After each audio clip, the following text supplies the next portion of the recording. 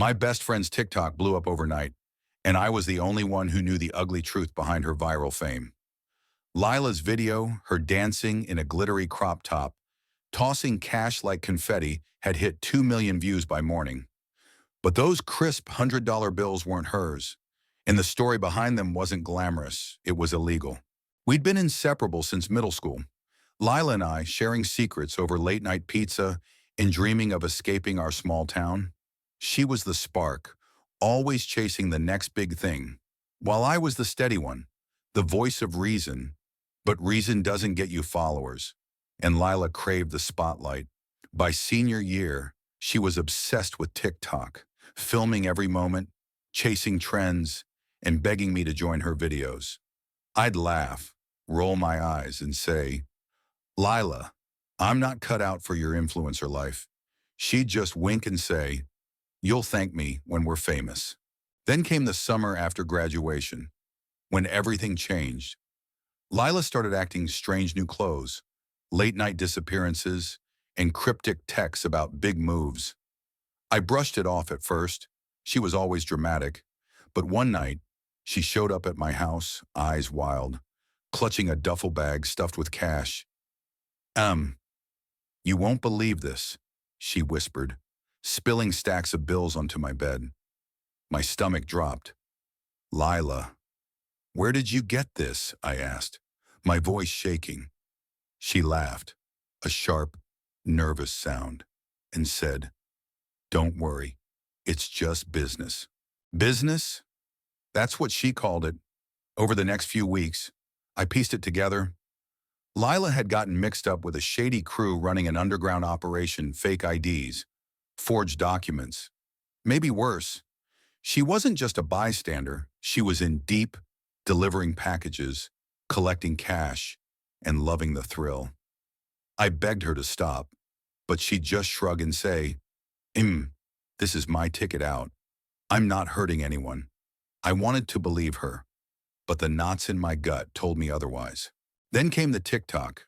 Lila posted the video on a whim, dancing in a parking lot, tossing that cash into the air like it was Monopoly money.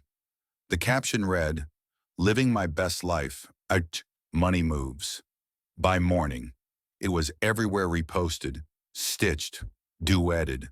Her follower count skyrocketed, and she was ecstatic, texting me screenshots of comments calling her a queen. But I couldn't celebrate.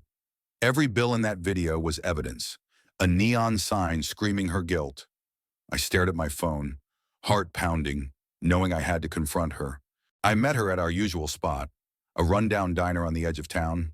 She was glowing, scrolling through her notifications, oblivious to the storm brewing. Can you believe it? 2 million views," she squealed, sipping her milkshake. I leaned forward, my voice low. "Lila, you need to take that video down. Now." She frowned, confused. "Why? It's just a vibe." I took a deep breath, the words burning in my throat. "Those bills aren't yours. You're flashing dirty money on the internet. You just exposed yourself." Her face froze, the smile vanishing. "What are you talking about?" she snapped, but her voice cracked. I pulled out my phone, showing her the comments already picking up on it, people joking about drug money and where's the IRS.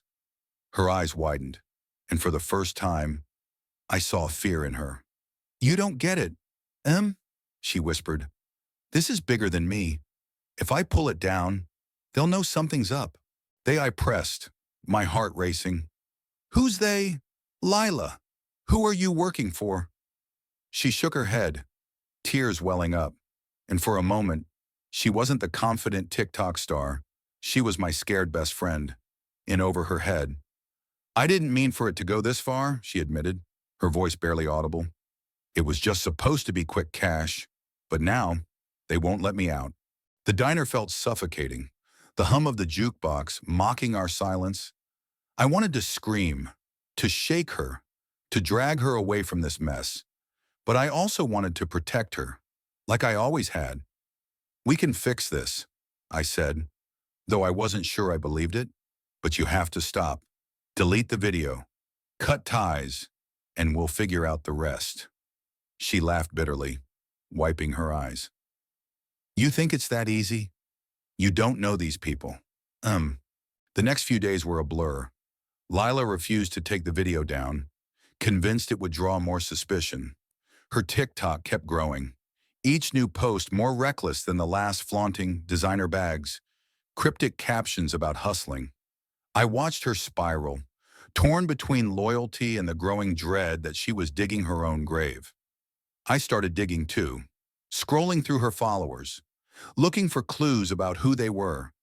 That's when I found the account, a burner profile with no face, just cryptic comments on her posts. Keep it quiet. You know the deal. My blood ran cold. I confronted her again, this time at her apartment. She was pacing, her phone buzzing nonstop. Lila, who's messaging you? What's going on? I demanded. She snapped. Stop playing detective. You're making it worse, but I couldn't stop. I showed her the comments, the proof someone was watching. Her face crumpled, and she sank onto the couch. I thought I could handle it, she whispered, but they're everywhere. If I stop, they'll come for me. That night, I made a choice I'll never forget. I couldn't watch her destroy herself, or worse, get hurt. I went to the police, not to turn her in, but to ask for help. I told them everything, her involvement, the cash, the video. The officer listened, her face unreadable, and promised they'd look into it. But she warned, if she's in as deep as you say, she needs to come clean herself.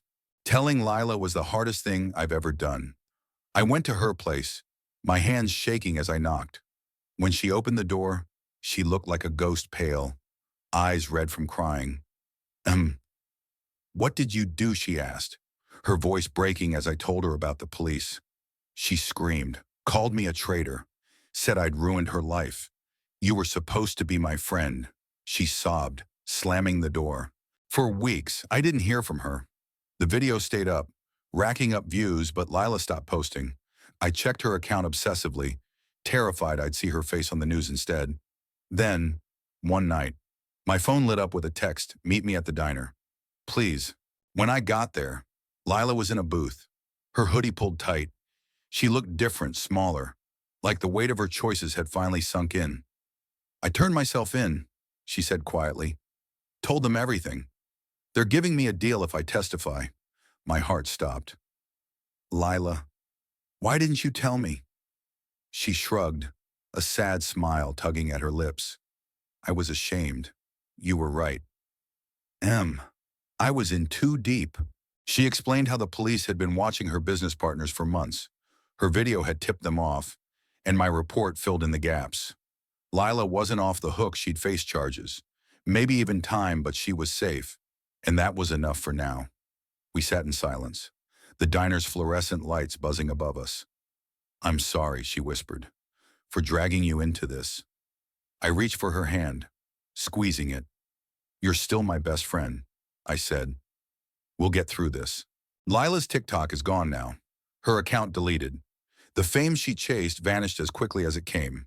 But she's rebuilding, one step at a time.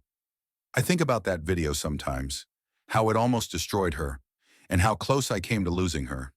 It's a reminder that the truth always catches up, no matter how many likes you get. What do you think? Was I right to go to the police? Or should I have stayed loyal and kept her secret? Share your thoughts. I want to hear where you stand.